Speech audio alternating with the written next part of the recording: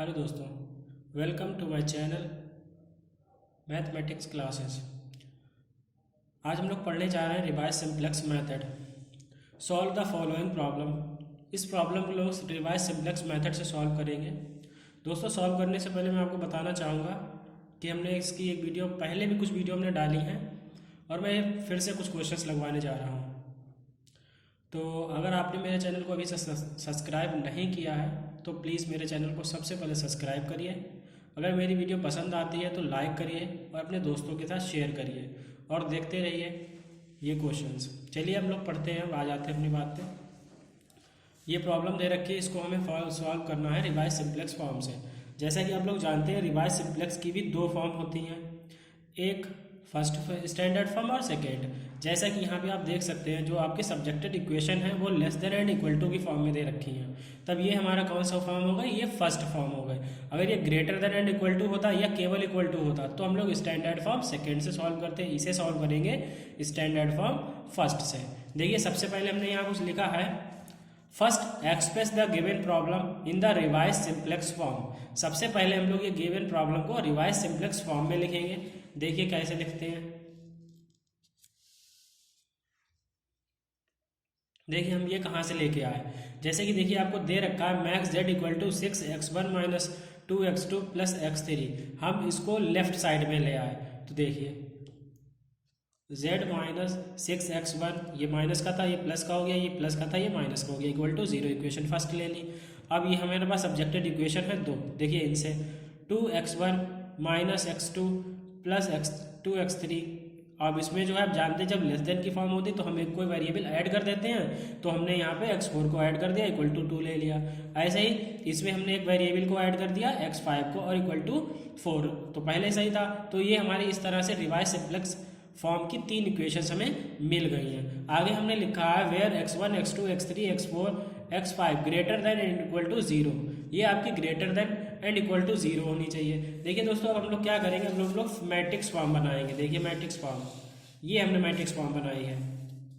Matrix form देखिए जैसा कि आप जानते हैं कि देखो यहाँ पे कॉफिशिएंट लिखते हैं, तो कॉफिशिएंट आप किसका देखेंगे, पहले इक्वेशन फर्स्ट देखिए। इक्वेशन फर्स्ट में x1 का z का कॉफिशिएंट 1, x1 का कॉफिशिएंट -6, फिर 2, फिर -3। क्योंकि आप जानते हैं x5 तक है तो x4 नहीं है तो 0, x5 भी नहीं है तो वो भी 0।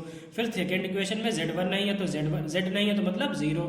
x1 का कॉफिशिएंट 2, x2 का कॉफिशिएंट -1, x3 का कॉफिशिएंट 2, x4 का कॉफिशिएंट 1, x5 नहीं है तो वो 0 हो गया। नेक्स्ट में z फिर नहीं है तो ये 0 हो गया। x1 का कॉफिशिएंट 1, x2 का कॉफिशिएंट 4, x3 का कॉफिशिएंट देखिए x1 का कॉफिशिएंट 1, x2 नहीं है तो 0, x3 का कॉफिशिएंट 4, x4 नहीं है तो 0, x5 का कॉफिशिएंट 1। अब ये आप जानते हैं कि यहाँ लिख देते हैं z x1 x2 x3 and x4 और कहाँ तक लिखते हैं x5 तक, जितने भी वेरिएबल हैं उस सभी को लिख देते हैं हम लोग। देखिए अब ये कहाँ से लेके आए हैं ये भी आप जानते हैं, जो इक्वल टू में वैल्यू दे रखी होती वो हम ये ले आते हैं। 0, 2 और 4 दे रखी थी लिख दी। देखिए अब हम लोग क्या करेंगे, बस यहाँ पे एक चीज़ आप कर लीजिए, आपने मैट्रिक्स फॉर्म बना ली, इसमें जो आपका z कॉलम है उसको हमेशा E1 लेंगे, z कॉलम को हमेशा E1। अब उसके बाद जो है एक आपकी आइडेंटिटी मैट्रिक्स आप देख सकते हैं कि E1 और ये आखिर की दो रो में बन रही है हमारी मैट्रिक्स, आइडेंटिटी मैट्रिक्स बन रही है। आइडेंटिटी मैट्रिक्स बनने के लिए हम लोग क्या करेंगे, फर्स्ट को तो हमने बता दिया z कॉलम को क्या ले लेंगे E1, तो इसे ले लेंगे β1 क्योंकि जो सेकेंड है मतलब देखो 1 0 0 तो E1 हो गया। 0 1 0 ये ले लिया हमने β1 और ये ले लिया हमने β3। अब ये तो आप देख सकते हैं कि x1 का कॉलम है, ये x2 का कॉलम है और x3 का कॉलम है। अगर आप लिखना चाहें तो x4 लिख सकते थे, x5 लिख सकते थे, लेकिन हमने नहीं, हमने जैसे क्वेश्चन में किताब में दे रखा सेम वैसे ही लगाने की कोशिश कर रहे हैं। प्लीज़ आप लोग समझने की कोशिश करिए। देखिए आगे क्या करते हैं इसमें, नाउ वी ड्रा, अब हम लोग रिवाइज्ड सिंप्लेक्स टेबल को ड्रा करेंगे। देखिए हमने यहाँ पे पहले से ही बना रखी है, वैल्यू आपके सामने पुट कर देंगे। देखिए हमने बना ली बेसिक वेरिएबल E1 β1 β2, इसी तरह से आपको लेना E1 β1 β2, xb x के मिनिमम रेशो x1 x2 और x3।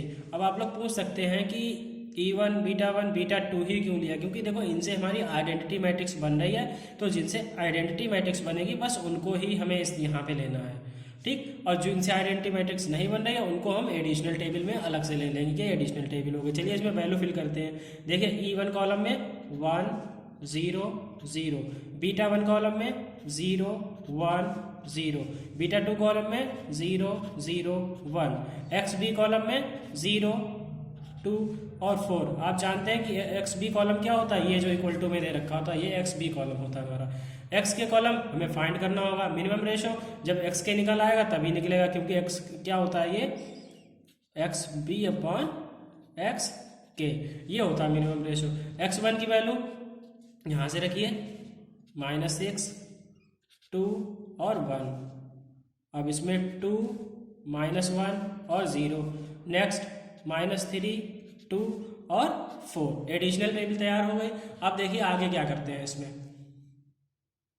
देख सकते हैं हमने यहाँ लिखा था सोल्यूशन, z की वैल्यू देखिए एक्स बी में z की वैल्यू, x4 की वैल्यू, x5 की वैल्यू, z की वैल्यू 0, x1 की वैल्यू नहीं दे रखी, x2 नहीं दे रखी, x3 नहीं दे रखी, जब नहीं दे रखी तो ये 0, x4 की वैल्यू 2, x5 की वैल्यू 4, ये हमारा सोल्यूशन है। लेकिन ये कब हमारा सोल्यूशन होगा, जब हम लोग जो है यहाँ दिखा देंगे कि डेल्टा 1 डेल्टा 2, मतलब है यहाँ पे देखिए x1 x2 और x3, तो हम लोग डेल्टा 1 डेल्टा 2 और डेल्टा 3 ही निकाल सकते हैं। अगर तीनों पॉजिटिव हो जाते हैं तब ये हमारा सोल्यूशन है।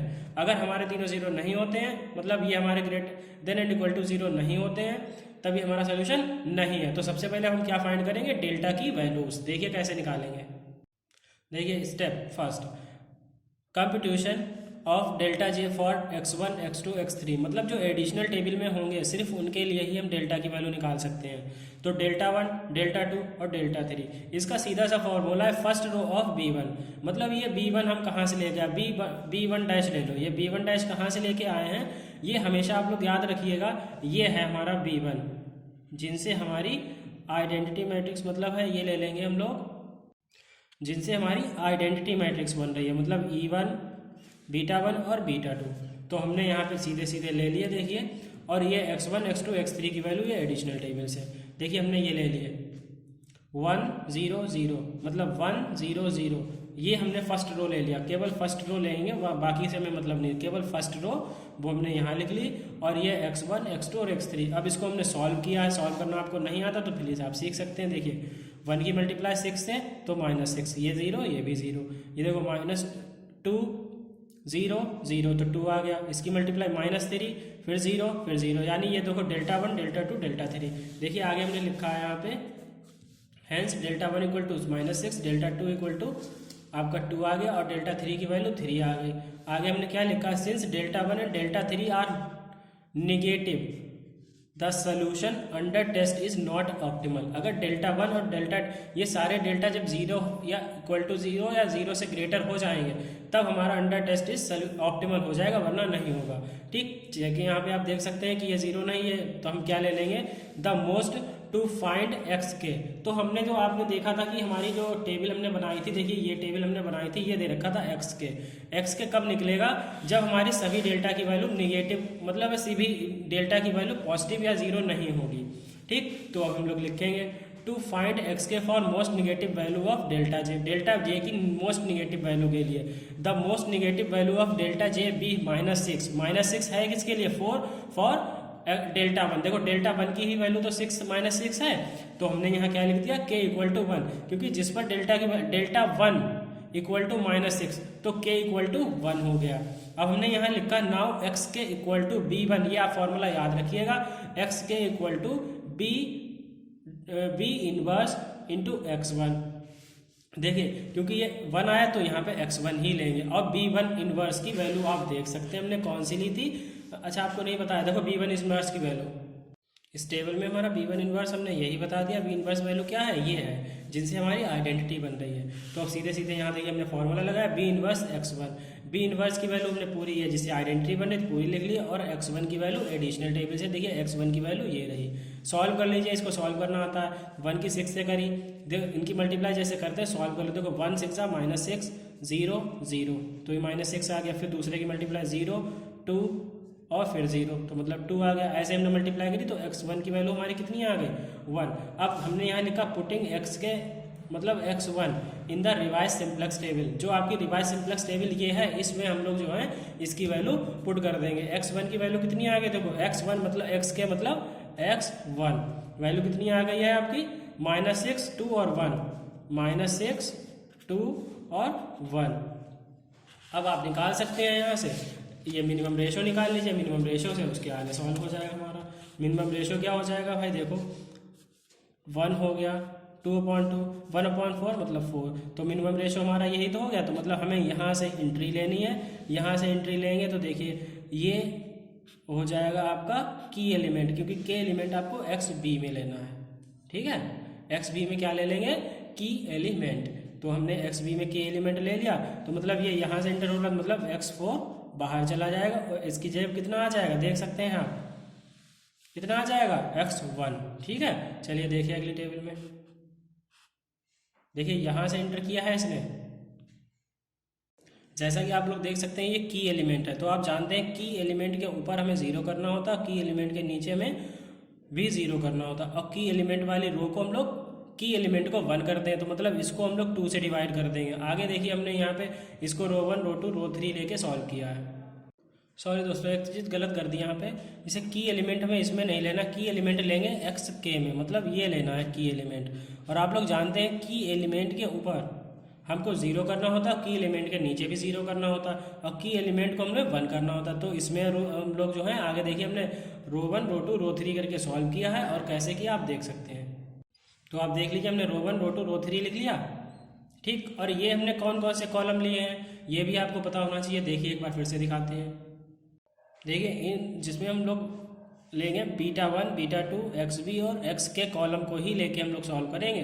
बाकी हमें ई को कभी नहीं लेके हम लोग ऑपरेशंस लगाएंगे, ध्यान रखिएगा, हमेशा ऑपरेशन लगाएंगे β1, β2, xb और xk में। ऐसे ही हमने आगे लिया है, देखिए ये हमारा β1, β2, xb और xk, ध्यान रखिएगा। अब आप जानते हैं कि इसको हमें 1 बनाना है, तो इसको हमने देखिए यहाँ पे ऑपरेशन लगाया है, अप्लाई R2, 1/2 R2 को 2 से डिवाइड किया, देखिए ये रो आ गई हमारी।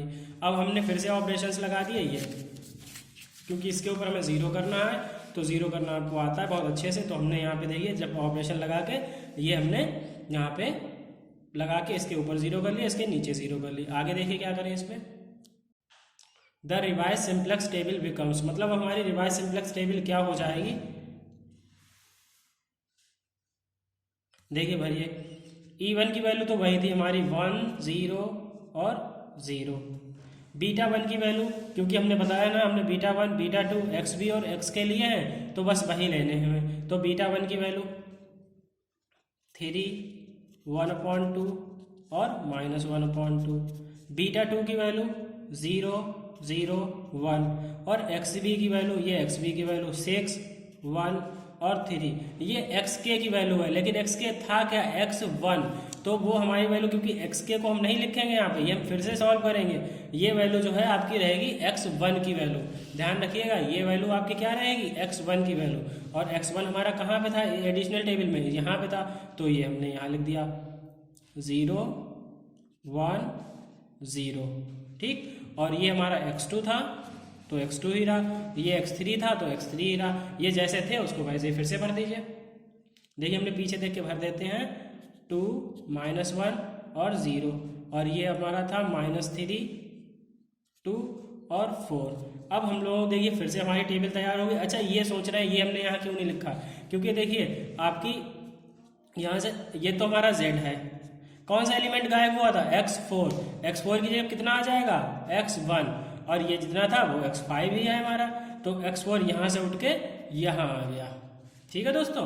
तो आप देख सकते हैं कि यहाँ तक हमारा क्वेश्चन लग चुका है। अब क्वेश्चन अगर आप लोग चाहें तो पूरा लगा सकते हैं। अब फिर से xk को फिल करने के लिए हमें फिर से डेल्टा कंप्यूट करने पड़ेंगे, सारे डेल्टा निकालेंगे, चेक करेंगे वो पॉजिटिव है या नहीं। देखिए आगे हमने यहाँ लिखा था इम्प्रूव्ड सोल्यूशन। इम्प्रूव्ड सोल्यूशन मतलब z की वैल्यू देखो xb में कितनी है 6, x1 की वैल्यू 1 और x3, x4 और x2 है ही नहीं, तो ये 0 और x5 की वैल्यू 3 हो गई। ये हमारा सोल्यूशन हो जाएगा, लेकिन कब हो जाएगा, जब हमारे सारे डेल्टा ग्रेटर देन या इक्वल टू 0 होंगे। तो हम सब लोग सॉल्व करेंगे डेल्टा की वैल्यू। देखिए हम यहाँ पे निकालते हैं डेल्टा की वैल्यू। देखिए हमने फिर से वही लिखा, इतना देख सकते हैं आप, हमने एक साथ दम से आपको दिखा दिया, कंफ्यूज मत होइए। डेल्टा 2 जैसा कि हमने आपसे कहा था कि किसके लिए, मतलब डेल्टा 4 x4 x2 और x3 है, तो डेल्टा 4 डेल्टा 2 और डेल्टा 3 फॉर x4 x2 और x3 के लिए ही निकाल सकते हैं फॉर फर्स्ट रो। फिर से देखिए वही फर्स्ट रो, मतलब ये आपकी यह रिवाइज सिंप्लेक्स टेबल है। फर्स्ट रो मतलब आइडेंटिटी मैट्रिक्स जिससे बनती है वही, मतलब देखिए ये देखिए E1 बीटा 1 और बीटा 2, ये हो गया आपका B1 इनवर्स ले लीजिए इस बार, ठीक, B1 इनवर्स। तो हमने B1 के लिए देखिए 1 3 0 और एडिशनल टेबल, देखिए पूरी एडिशनल टेबल ले ली। अब इसमें हम ऑपरेशंस लगा देंगे और देखिए हमने डेल्टा की वैल्यू निकालनी है। डेल्टा 1 की वैल्यू 3 आ गई, डेल्टा 4 डेल्टा 2 और डेल्टा 3। डेल्टा 4 और डेल्टा 3 तो ग्रेटर देन है, लेकिन डेल्टा 3 नहीं है। हमने यहाँ क्या लिखा, since delta 2 is negative the solution under test is not optimal, तो हमारा ऑप्टिमल नहीं होगा। तो फिर से हम वही प्रोसेस करेंगे, the most negative value of delta J is delta 2 that is 2, मतलब 2 मतलब k की वैल्यू कितनी आ गई हमारी, 2 आ गई। तो k की वैल्यू 2 आ गई, तो फिर x के देखो, x के कितना हो गया, x2, x के मतलब x2 मतलब B1 बीटा 1 ले लिया ना, B1 इनवर्स x2। और B1 की वैल्यू आप एडिशनल टेबल से फिर से देख लीजिए कहाँ थी, एडिशनल टेबल हमारी यही तो है, मतलब नहीं रिवाइज सिंप्लेक्स टेबल, तो इस वाली टेबल से लिखेंगे। देखो देखिए यही तो है हमारी आइडेंटिटी मैट्रिक्स, देखो 1 0 0 3 1/2 -1/2 0 0 1, और ये आप जानते हैं x2 एडिशनल टेबल से ले लीजिए। एडिशनल टेबल ये रही हमारी, तो इससे हमने ले लिया, क्या मिल गया 2, एक मिनट देखिए क्या ले लिया, बीटा 1 इनवर्स, मतलब देखिए बीटा 1 इनवर्स तो हमारा ये हो गया बीटा 1 E1 बीटा 1 बीटा 2, तो ये पूरी टेबल ले ली। और ये x2 हमारा ये रहा, तो हमने यहाँ से x2 की वैल्यू निकाल ली, -1/2 1/2 -1/2 और 1/2, putting x2 in the above table. अब हमारी जो रिवर्स सिंप्लेक्स टेबल ये जो हमने निकाली थी, इसी में हम लोग क्या कर देंगे, इसकी वैल्यू निकाल देंगे। कितनी आई है देखिए -1, तो ये -1 हो गया, -1/2 -1/2, ये 1/2, तो ये 1/2। अब k की वैल्यू आप जानते हैं, तो ये कितना हो गया x2। अब मिनिमम रेशो निकाल दीजिए, देखिए मिनिमम रेशो ये माइनस है, तो इसका मिनिमम रेशो निकल ही नहीं सकता, तो डैश लगा दिया। इसका मिनिमम रेशो क्या हो जाएगा, 3/1/2 मतलब 6 हो गया। इसका निकल नहीं सकता, मतलब यहीं से हमें एंट्री लेनी है, तो इसको हमें की एलिमेंट लेके 1 बनाना है, और ये बाहर चला जाएगा, इसकी जगह पे इंटर क्या कर जाएगा बता सकते हैं आप, x2, क्योंकि देखिए ये क्या है, x2 इंटर कर रहा है और x5 बाहर जा रहा है। देखिए आगे देखिए दोस्तों, अब हमने यहाँ लिखा है R1 R2 R3, और आप जानते हैं कि हमें ये रो कौन कौन से, E1 को नहीं लेते हैं कॉलम को, हम लोग बीटा 1 बीटा 2 XB और XK को लेते हैं, बीटा 1 बीटा 2 XB और XK मतलब x2, ठीक, XK मतलब x2। तो इसमें हम लोग ऑपरेशंस लगाएंगे, और आइडेंटिटी एलिमेंट क्या था हमारा, ये है आइडेंटिटी एलिमेंट, इसको हमने यहाँ पे ऑलरेडी बना लिया, डायरेक्ट अप्लाई कर दिया, इसमें 2 से मल्टीप्लाई करी, तो ये -1 हो गया, ये 2 हो गया, ये 6 हो गया, ये 1 हो गया। अब इसके ऊपर हमें सारे 0 बनाने हैं, उसके अकॉर्डिंग हमने यहाँ नीचे देखिए हमने लगाए हैं, ऑपरेशन लगाए हैं, सॉल्व किए हैं, आप देख सकते हैं। देखिए ये ऑपरेशन लगा के देखिए इसके ऊपर के सारे 0 बन गए, तो आप जानते हैं इसे कैसे बनाते हैं, आप कर सकते हैं। अगर कोई प्रॉब्लम है तो कमेंट करके हमसे पूछ सकते हैं। देखिए आगे हमने क्या लिखा, the new revise simplex table, तो हमारी न्यू रिवाइज सिंप्लेक्स टेबल ये आ गई, ठीक। अब इसको फिल करिए, कैसे फिल करेंगे, देखिए ये तो हमारा z है, उसे तो कोई कुछ नहीं कर सकता। इसके बाद ये यहाँ पे हमारा क्या था x1, क्योंकि हमारा बाहर गया है, आप देख सकते हैं बाहर क्या निकला है, देखिए x5 बाहर गया है, x2 ने एंट्री लिया, तो x5 की जगह पे x2 आ जाएगा, और बाकी जैसा था वैसा ही, तो ये x1 ही रहा, और ये x2 हो गया, और ये 1 0 0, बीटा 1 की वैल्यू यहाँ से, ये बीटा 1 है आपका 2 0 -1, बीटा 2 की वैल्यू 2 1/4 और 2 हो गया, XB की वैल्यू ये 12 4 और 6 हो गया, और ये XK की वैल्यू में फिल नहीं करनी है, क्योंकि ये x2 है, और x2 हमारा यहाँ था, यहाँ क्या आ गया, x2 तो यहाँ आ गया ना, यहाँ से उठ के 5 यहाँ आ गया, और ये है हमारा 4 और ये है x3 तो ये फिल कर दो, जैसा था एडिशनल टेबल पहली वाली में वही फिल कर दो। देखो भाई x3 क्या था, x4 हमारा 0 1 और 0, x5 हमने निकाला है वो ये रहा 0 0 1, और x3 फिर से पीछे की टेबल से देख लो भाई, ये रहा x3 कितना है -3 2 और 4। ठीक, आगे देखते हैं क्या करना है। कुछ नहीं भाई दोस्तों, देखो समझ में आ गया होगा, आप लोग बहुत समझदार हैं, आराम से कर सकते हैं। We find the delta 4 delta 5, लेकिन इससे पहले तो एक्स वी की वैल्यू निकालेंगे। देखिए सोल्यूशन क्या हो जाएगा हमारा, सोल्यूशन क्या होगा, तो आप जानते ही हैं, देखिए डेल्टा की वैल्यू 12 हो गई, x1 की वैल्यू 4 हो गई और x2 की वैल्यू 6 हो गई। लेकिन अगर ये आंसर है तो हमें डेल्टा 4 डेल्टा 5 और डेल्टा 3 की वैल्यू पॉजिटिव दिखानी है, तो वो दिखा देते हैं। Now we find delta 4 delta 5 and delta 3 for delta 4, ये इसके लिए। ठीक, तो हमने ये देखिए टेबल बना ली और इसके लिए हमने सॉल्व कर लिया। देखिए 2 2 और 9, यानी डेल्टा 4 डेल्टा 5 और डेल्टा 3 की वैल्यू पॉजिटिव आ गए, तो बस हमारा क्या हो जाएगा, बस यही सोल्यूशन हो जाएगा। देखिए हमने आगे थोड़ा सा लिख दिया है इसमें और आप देख सकते हैं।